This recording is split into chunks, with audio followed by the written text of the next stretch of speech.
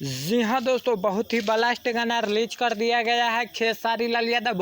तो दोस्तों इसी गाना को लेकर हम इस वीडियो में बातचीत करने वाले हैं। हाँ तो दोस्तों इस वीडियो को शुरू से अंत तक देख और इस चैनल पे नए हैं तो चैनल को सब्सक्राइब कर लीजिएगा। तो दोस्तों आइए बिना टाइम लेते हुए वीडियो को शुरू कर देते हैं। खेसारी लाल यादव का बहुत ही ब्लास्ट गाना रिलीज कर दिया गया है, जो कि गाना का टाइटल अहिरान बम।